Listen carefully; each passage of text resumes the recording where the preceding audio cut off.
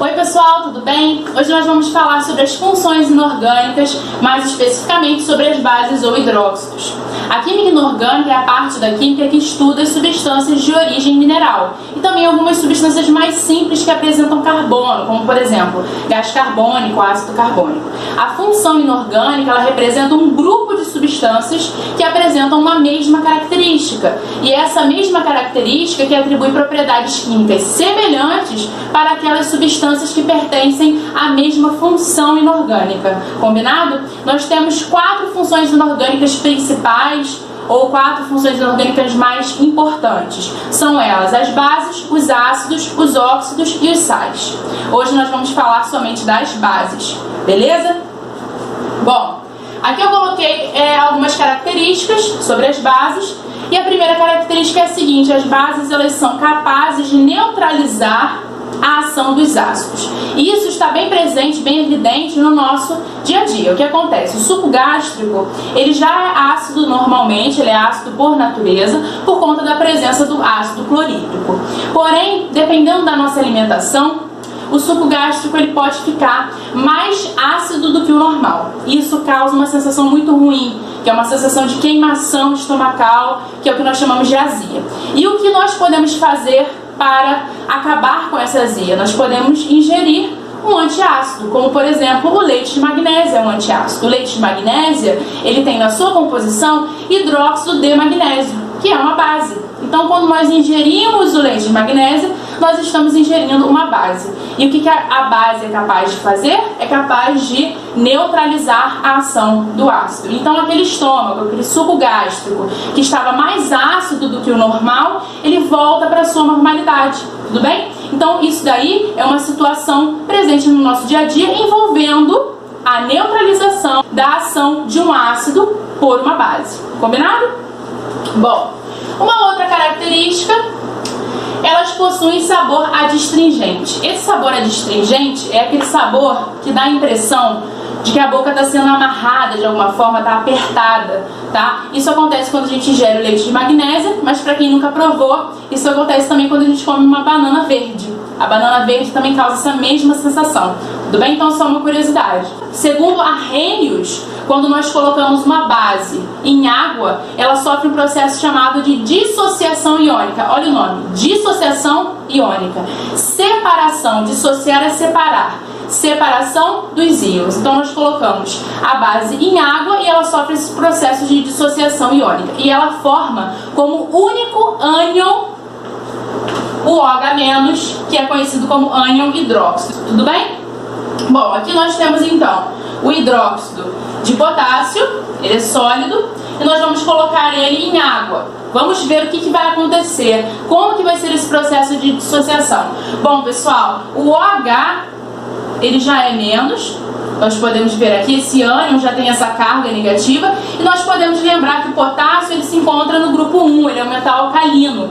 E nós falamos, né, na aula de tabela periódica, nós falamos que os metais alcalinos eles apresentam uma carga fixa de 1+ ou mais 1. Então nós podemos colocar aqui mais para o potássio. Então quando nós colocamos esse sólido em água, ocorrerá essa dissociação, essa separação. Então você vai ter K+ para um lado e OH- para o outro. Então você vai ter essas duas espécies em solução. Como você está em solução aquosa, você vai colocar a indicação de que está em água. E a indicação que está em água é só você colocar essas letrinhas AQ de aquoso. Então, pessoal, aqui nós temos essas duas espécies. Então, como vocês podem ver, essa base liberou como único ânion o hidróxido. Além dele, nós também temos um cátion. Esse cátion geralmente é um cátion metálico, ou seja, um cátion derivado de um metal. Beleza? Bom, aqui eu coloquei alguns exemplos de bases do nosso cotidiano e algumas aplicações. Bom, o hidróxido de sódio, nós já vamos aprender a dar o nome, ele é conhecido como soda cáustica. O hidróxido de sódio ele é muito utilizado na indústria para a fabricação de sabão, de papel, de corante, de produtos de limpeza, tudo bem? Então quando nós utilizamos hidróxido de sódio, por exemplo, para fabricar sabão, nós obtemos aquele sabão mais durinho, aquele sabão de lavar roupa, tudo bem? Também podemos utilizar o hidróxido de sódio na fabricação de produtos de limpeza. Inclusive existe um produto que é comum no nosso dia a dia, nas nossas casas, que é o diabo verde. O diabo verde é um produto químico que tem na sua composição hidróxido de sódio e ele é utilizado para desentupir pias e ralos. Então, como vocês podem observar, o hidróxido de sódio ele é corrosivo, por isso que ele pode ser utilizado nesse processo de desentupimento. Beleza, pessoal? Então, ao manusear hidróxido de sódio, soda cáustica, é importante que você esteja protegido, que você manuseie com cautela. Tudo bem? Então é importante também a gente lembrar de uma coisa: não são só os ácidos que são corrosivos, as bases também são corrosivas. Então cuidado com esse conceito, que as bases também são corrosivas, beleza? Bom, o hidróxido de potássio ele já é um sólido branco, tóxico, também é irritante para a pele. E o que acontece? Ele é muito utilizado também na fabricação de sabão. A diferença é que, quando nós utilizamos hidróxido de potássio na fabricação do sabão, nós obtemos um sabão pastoso, igual aquele sabão que nós utilizamos na louça, que é aquele sabão neutral, que é um sabão mais escuro. Aquele sabão ali é um sabão que foi fabricado a partir do hidróxido de potássio, beleza? Bom, uma outra base importante é o hidróxido de cálcio, também conhecido como cal extinta ou cal apagada. E o hidróxido de cálcio ele é utilizado nas pinturas das construções, num processo chamado caiação, e também para regular, na verdade, quando a gente tem um solo que está muito ácido, nós podemos adicionar o hidróxido de cálcio para neutralizar essa acidez, beleza? Bom, aqui eu coloquei um outro exemplo. Nós temos o hidróxido de alumínio, já vamos aprender a dar o nome. E eu quero que vocês me ajudem a fazer o processo de dissociação dessa base em água. O que acontece, pessoal? Como vocês podem observar, a diferença daqui para cá é que aqui você não tinha esse parênteses, aqui já aparece um parênteses isolando o OH e um número aqui embaixo, que é o índice. Então, para que nós possamos descobrir a carga do metal, que é a carga de quem fica na frente, o OH sempre vai ser menos. Para que a gente possa descobrir a carga do metal que fica aqui na frente, é bem simples. Basta pegar esse número que está aqui do lado de fora do parênteses e jogar aqui para cima. 3. E sempre quem está na frente da fórmula é o positivo. Então aqui é o 3 mais. É claro, esse aqui só pode ser positivo, porque o OH é negativo. O OH sempre vai ser OH menos. Então o que acontece? Essa fórmula aqui, ela é colocada dessa maneira. Nós jogamos a carga do alumínio aqui para baixo e a carga do hidróxido aqui para baixo. Por isso que não aparece nada. Aqui sempre vai ser o número 1. Justamente porque a carga do hidróxido é menos 1. Então esse número nem aparece aqui, tudo bem? Então nós jogamos aqui para cima. Al, 3 mais, então é a carga do alumínio, combinado? Além do alumínio nós temos então o OH-. Então nós temos essas duas espécies, o cátion e o ânion. Como eles estão em água, nós colocamos a indicação aquoso. Pessoal, só existe um problema em relação a essa equação aqui de dissociação. Nós temos que ter uma equação sempre equilibrada, o mesmo número de átomos de um lado e do outro. Aqui eu tenho um potássio, um oxigênio, um hidrogênio, um hidrogênio. Então tá certinho. Agora aqui eu tenho um alumínio. Perfeito, desse lado também tenho um alumínio. Sempre o número de átomos é o número que fica aqui embaixo nessa fórmula. Para que nós possamos regularizar, colocar o mesmo número de átomos de um lado e do outro, nós sempre vamos alterar o número que está na frente dessas espécies. Então aqui, ó, alumínio tem 1, alumínio aqui também tem 1, então tá certinho. Agora, o hidróxido, se vocês notarem, ele está dentro do parênteses com o número 3. Então eu tenho 3 hidróxidos. Então desse lado eu também preciso ter 3 hidróxidos. E aí agora vai estar certinho. 3 oxigênios, ó, 3 vezes 1, 3 oxigênios. 3 hidrogênios, 3 vezes 1, 3 hidrogênios. Então eu nunca posso alterar o número que está aqui embaixo, mas eu altero sempre o coeficiente da equação, ou seja, o número que fica na frente, para que fique o mesmo número de átomos de um lado e do outro, combinado? Então, por exemplo, quando eu coloco o hidróxido de alumínio em água, o processo de dissociação iônica dele libera 3 hidróxidos, beleza? E o dissociação do hidróxido de potássio libera um hidróxido. Bom, como é que a gente faz a nomenclatura das bases? Existem duas situações. Eu posso ter o cátion do metal com carga fixa. Então imagine que eu tenho um metal que tem carga fixa, então o cátion dele só pode aparecer na natureza com uma carga, tudo bem? Isso acontece com quem, pessoal? Com o grupo 1, que é o grupo dos metais alcalinos, tirando o hidrogênio. Todos eles apresentam carga fixa, 1+, ou só mais. O grupo 2, que é o grupo dos metais alcalinos terrosos, também todos têm carga fixa, 2+, ou mais 2, tudo bem? E além desses, nós temos o alumínio com a carga 3+, o zinco 2+, e a prata 1+. Então, quando, pessoal, eu tenho um cátion do metal que tem carga fixa, que sempre irá aparecer com essas cargas aqui, eu não tenho a necessidade de dizer qual é a carga. Eu simplesmente coloco no nome da base o nome do metal. Então, qual é o nome, pessoal? Hidróxido, sempre você coloca hidróxido na frente de nome do metal. Eu não preciso especificar qual é a carga, porque a carga é sempre a mesma. Então, vamos ver como é que fica. Bom, bati o olho nisso daqui, vi que é uma base por conta da presença desse hidróxido aqui. Quando eu coloco em água, o único ânion que será gerado será o OH-, beleza? Então tá aqui, hidróxido. Então já vou colocar aqui, ó, hidróxido. D. Lítio. Onde o lítio está? O lítio é um metal alcalino, está no grupo 1, então ele tem carga fixa. Ele sempre vai ser 1+. Então, eu não preciso dizer qual é a carga dele. Eu simplesmente coloco hidróxido de lítio. Beleza? Para esse daqui, pessoal, também é uma base, mas tem magnésio. O magnésio ele está localizado aonde? Ele está no grupo 2, ele é um metal alcalino terroso. Ele tem carga fixa. Então, 2+. Então, vou colocar aqui hidróxido de magnésio, simplesmente. Eu não preciso dizer qual é a carga, já que a carga é sempre a mesma. No caso desse aqui, alumínio. Alumínio também é fixo, então hidróxido de alumínio. No caso desse aqui, sódio, também é fixo, está no grupo 1, então hidróxido de sódio. No caso do potássio, também é grupo 1, então hidróxido de potássio. No caso do cálcio, que é no grupo 2, hidróxido de cálcio. Então todos que tiverem carga fixa, o nome será dessa maneira, sem a necessidade de especificar a carga.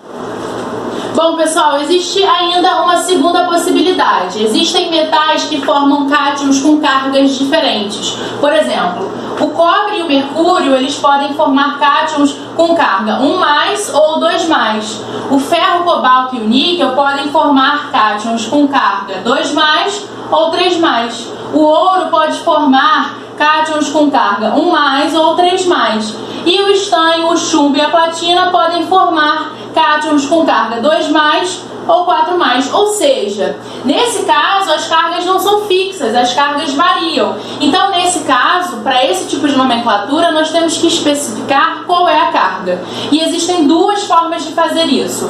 Vamos ver, pessoal. A primeira forma, eu vou usar um sufixo, tudo bem? Que ele vai indicar se nós estamos falando de um cátion que está com a maior carga ou com a menor carga. Então, o que acontece? Nós colocamos hidróxido, nome do metal, não tem o D aqui antes, olha, hidróxido, nome do metal, e esse sufixo que pode ser ico ou oso. O ico nós vamos utilizar quando nós quisermos nos referir à maior carga, e o oso nós vamos utilizar para representar, para indicar a menor carga, tudo bem? Essa é a primeira forma. A segunda forma é a seguinte: hidróxido de nome do metal e a carga do cátion em algarismo romano. Nessa segunda forma, nós vamos indicar, nós vamos especificar o valor numérico da carga utilizando um algarismo romano. Então vamos ver como que isso aqui fica na prática.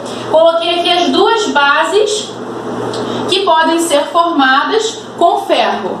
Bom, pessoal, para que a gente possa dar o nome, nós precisamos descobrir qual é a carga do ferro nesses dois casos. Então, o hidróxido sempre é menos, não faz tanta diferença. Agora, esse 2 que está aqui, nós temos que jogar aqui para frente. Então, vai aqui 2, tá? E qual seria, então, a carga, positiva ou negativa? Bom, se o hidróxido sempre é negativo, sempre é menos 1, aqui vai ser positivo. Sempre o metal que está na parte da frente, ele está positivo. Então, a carga desse ferro aqui é 2+. Já aqui embaixo, ela seria 3+. Então, sabendo disso, nós vamos dar o nome. A primeira nomenclatura, hidróxido, vamos seguir aqui a ideia, hidróxido. Nome do metal, ferro. Eu vou colocar assim, porque nós vamos já encaixar o sufixo. Então, eu não completei ferro porque nós vamos encaixar ainda o sufixo. Vamos pensar, pessoal, o sufixo para a menor carga é oso. Então, ferroso. Tudo bem? Então, esse é o hidróxido ferroso. Beleza? Bom, agora vamos olhar, né? Vamos dar a nomenclatura de acordo com a segunda maneira. Hidróxido de nome do metal, ferro. Então agora de ferro. E a carga do cátion em algarismo romano? Como aqui é 2, nós vamos colocar 2 em algarismo romano. Tudo bem? Aqui nessa base aqui de baixo, hidróxido, fer. Vamos adicionar agora o sufixo para ver o que faz mais sentido, né? Bom, pessoal, como aqui é o a maior carga, eu vou utilizar aqui, ó, ico. Então, se eu colocar ferro-ico, fica esquisito. Então, eu coloco férrico. Bem?